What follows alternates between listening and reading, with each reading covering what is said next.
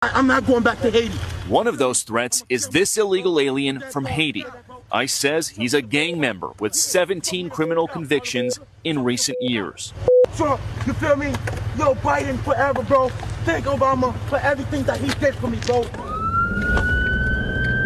ICE Boston quickly takes down its next targets, including this illegal alien from Brazil who has an Interpol red notice for armed robbery. This Salvadoran illegal alien charged locally with rape and released by a sanctuary jurisdiction. Señor, ¿cómo se llama? And this Dominican illegal alien charged with assault with a deadly weapon and heroin trafficking. Officers also arrested this Guatemalan MS-13 gang member facing gun charges. ICE says he was released from local custody just the day before. Their detainer request was ignored because of sanctuary policies.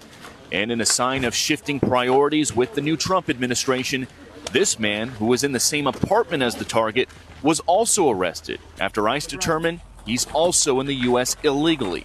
This is what ICE calls collateral. So you guys got your main target just now, but you got somebody else. What just happened? So our main target was released by a sanctuary jurisdiction, not honoring a detainer.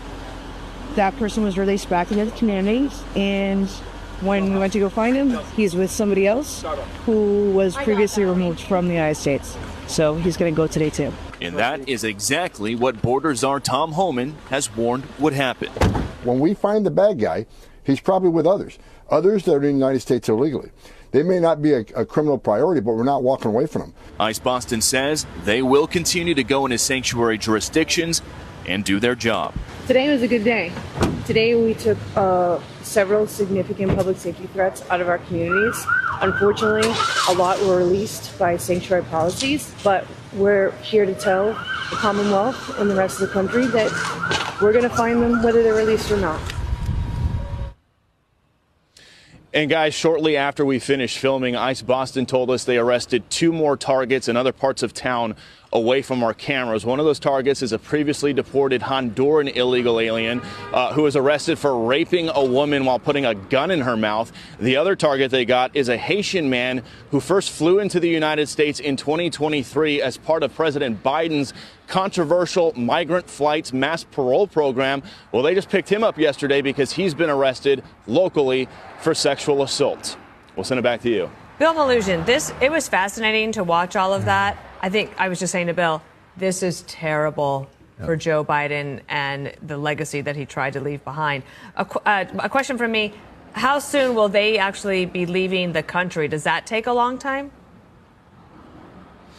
It depends what country they're from. If they're from cooperable countries like El Salvador, Guatemala, countries like that, it can be quick. It can be within days or weeks. If it's countries that are harder to deport, countries that don't cooperate with the U.S. as much, it can go into a process of months. But the Trump administration is changing policies with something called expedited removal.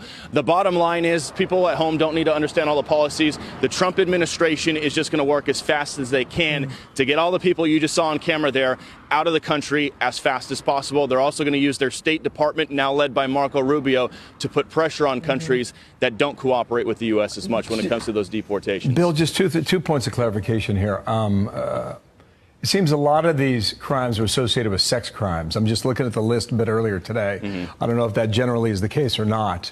And second, if Boston's a sanctuary city, how are they allowed to do this? Because we told there would be resistance. Boston doesn't have to cooperate with ICE, but there's nothing they can do to stop ICE from coming into their city and enforcing the law. And that's exactly what happened yesterday. And that's the point ICE makes to us is, look, they don't have to cooperate with our detainer requests. They don't have to tell our officers when they're releasing somebody from jail. But we're going to do our job. We have our intel guys out in the field.